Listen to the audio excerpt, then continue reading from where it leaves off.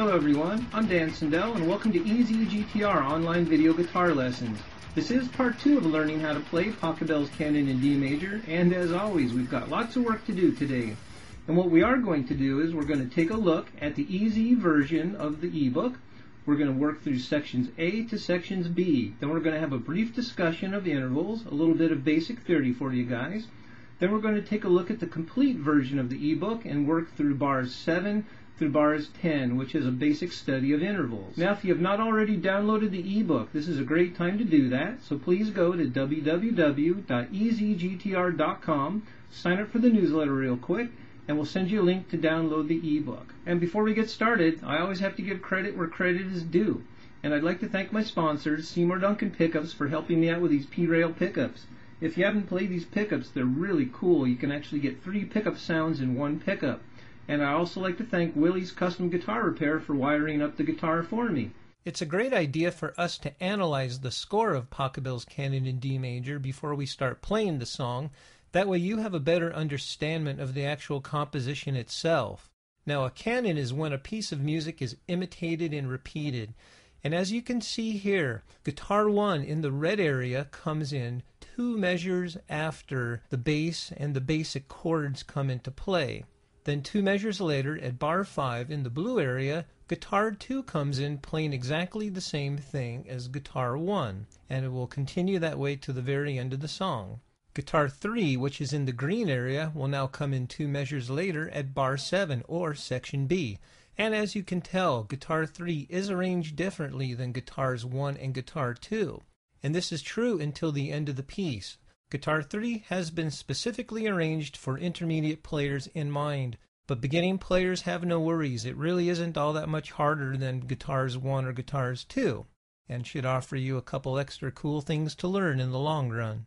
So let's go ahead and look at the easy version of the score. We're going to look at section A, bar 3. Our first note is an F sharp on the high E string. Then we play an E, then a D, then a C sharp, then a B, then an A, then a B, then a C sharp. Now we come into bar 5, and this is where guitar 2 also enters, and our first note is a D, C sharp, B, A, G, F sharp, G,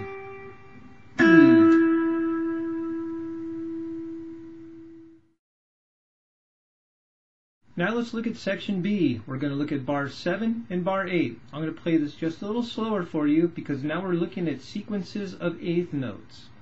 Here we go. 1, 2, 3, 4.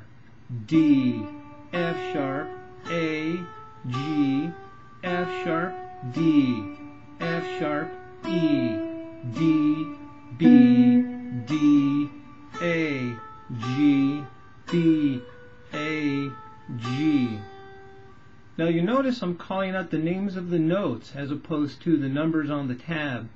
I am a big advocate of reading notation, and if there's any way where you could just take a little bit of time and learn to read the notes if you're not very familiar with the notes, it will only benefit you in the long run. Now we're going to look at bar 9 and bar 10. The third note, it's an open E, and we're going to use that as a pivot point to move from the 2nd position up to the 9th position.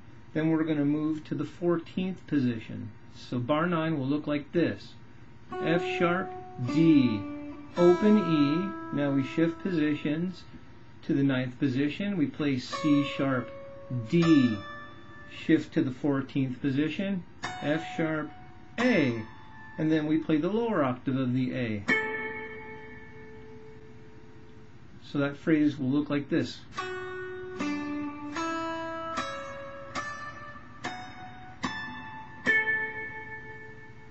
Now bar 10, we just move up 2 frets and we play the B, B, G, A, F sharp, D, play the higher octave of D on the E string, and then we play a trill in the groupings of 5s.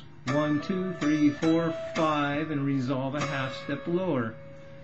And if you notice, from 10 to 9, you can slide that note, so it would look like this. Just get that little slide in there from the D to the C sharp. Okay, excellent. Now we've moved from section A to section B. Before we move on and discuss the third guitar part of the complete version of the Canon, which if you had not yet already downloaded, this may be a great time to do that. I would like to discuss some more basic theory with you, as I really think it will help shed some light on the next part of our study. What we're going to do is take a quick look at the basic concept of intervals. And once again, I thought it'd be fun to use the guitar wheel to illustrate the point, so let's zoom in. Intervals are the distance between two notes, measured by the distance of half steps and or whole steps. Interval names are qualified by the terms major, minor, perfect, diminished, and augmented. Diminished intervals are 1/2 step smaller than minor or perfect intervals. Augmented intervals are 1/2 step larger than major or perfect intervals, and as a quick reminder, a half step equals 1 fret and a whole step equals 2 frets. And we are working in the context of a chromatic scale, which is a scale that consists entirely of half steps. Let's analyze our intervals. A minor second equals 1/2 step. A major second equals 2 half steps, or 1 whole step. A minor third equals 3 half steps, or 1 whole step and 1 half step. A major third equals 4 half steps, or 2 whole steps. A perfect fourth equals 5 half steps, or 2 whole steps and 1 half step. A perfect fifth equals 7 half steps, or 3 whole steps and 1 half step. And a minor sixth equals 8 half steps, or 4 whole steps. Now this might be a good time to pause very quickly and talk about a new term, enharmonic, which means the same pitch that we hear or what our ear may perceive, but spelled differently by name. For example, an A sharp is equivalent to a B flat. And this theory also applies to intervals. By comparing the relationship of notes D to A sharp, we can determine this is an augmented fifth. By knowing a perfect fifth, which is D to A, all we do is raise the fifth interval by 1/2 step, creating an A sharp. And by comparing the notes D to B flat, we do create a minor sixth interval. And we will discuss the major sixth interval in the next slide. So now it's easy to see that the augmented fifth and minor sixth intervals do have an enharmonic relationship. Moving on. A major sixth equals 9 half steps, or 4 whole steps and 1 half step. A minor seventh equals 10 half steps, or 5 whole steps. A major seventh equals 11 half steps, or 5 whole steps and 1 half step. And finally, a perfect 8 or a perfect octave is equivalent to 12 half steps.